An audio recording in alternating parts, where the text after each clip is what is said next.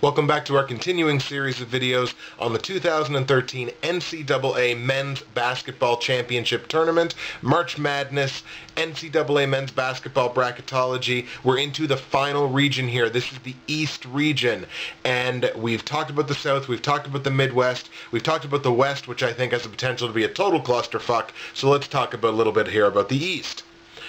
In the East region, we have the following matchups in the round of 64. Number 1, Indiana, taking on number 16, the winner of the play-in game between LIU and JMU. We have number 8, NC State, taking on number 9, Temple. We have number 5, UNLV, taking on number 12, California. We have number 4, Syracuse, taking on number 13, Montana. We have number 6, Butler, taking on number 11, Bucknell. Butler versus Bucknell. I'm going to love talking about that game. Number 3, Marquette, taking on number 14, Davidson. Number 7, Illinois, taking on number 10, Colorado. And number 2, Miami of Florida, taking on number 15, Pacific. In the round of 64, these are my lock teams to go from the round of 64 to the round of 32. In the East bracket, I have number 1, Indiana, number 4, Syracuse, and number 2, Miami of Florida. Those are my only lock picks from the East to get out of the round of 64 into the round of 32. There's 5 games there in the East that I think are really, really close. We'll start off with number 8, NC State, taking on number 9, Temple. Very, very close game here. Fuck Canada the 4th. I have number 9, Temple, beating NC State. I have the opposite. I have NC State beating Temple on my Bridgewater's Finest bracket. Number 5, UNLV versus number 12, California. On my Fuck Canada the 4th bracket, I have UNLV with the victory there as the favorite. But on the Bridgewater's Finest bracket, I thought California's got some things that they can show UNLV, and they could pull out a close game. So I took the upset there of number 12, California, beating number 5, UNLV on the Bridgewater's Finest bracket. Number 6, Butler versus number 11, Bucknell. Bucknell actually has a chance, I think, to make some noise in this tournament if they can get by Butler. But I honestly think on my Fuck Canada the 4th bracket, I have Butler, and I'm leaning towards Butler to win that game. But again, I thought it was close, and I thought Bucknell can make some noise. So on the Bridgewater's Finest bracket, I have Bucknell to beat Butler. Number 3, Marquette versus number 14, Davidson. I honestly think Davidson has what it takes to upset Marquette. I think Marquette is a weak number 3 seed, sort of like New Mexico. But I honestly think Davidson has the potential to upset Marquette.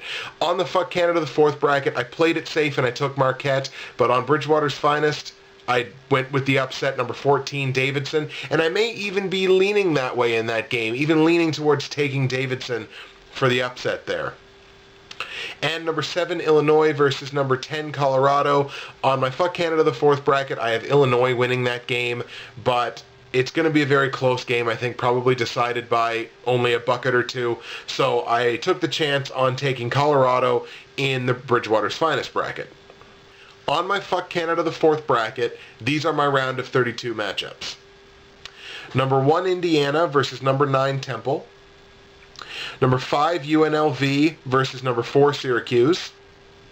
Number 6, Butler versus number 3, Marquette. And number 7, Illinois versus number 2, Miami of Florida. On my Bridgewater's Finest bracket, these are my round of 32 matchups. Number 1, Indiana versus number 8, NC State. Number 12, California versus number 4, Syracuse. Number 11, Bucknell versus number 14, Davidson. And number 10, Colorado versus number 2, Miami of Florida. These are my locks to make it out of the round of 32 into the Sweet 16, irregardless of which bracket. I think number 1, Indiana, beats either Temple or NC State to get into the Sweet 16. And I think number 2, Miami of Florida, beats either Illinois or Colorado to make it into the Sweet 16 as well. Fuck Canada the 4th, I have UNLV taking on Syracuse, number 5 taking on number 4 there. I honestly think UNLV can beat Syracuse. So I think if UNLV beats California in the round of 64, they're going to the Sweet 16 because I think they can beat Syracuse. However, if California beats UNLV and you have California playing Syracuse, I think Syracuse beats them. So if California beats UNLV, I've got Syracuse going all the way to the Sweet 16. Fuck Canada the 4th, I have Butler taking on Marquette in the round of 32. In that game, I have Butler actually beating Marquette. I honestly think Marquette is a very weak number 3 seed.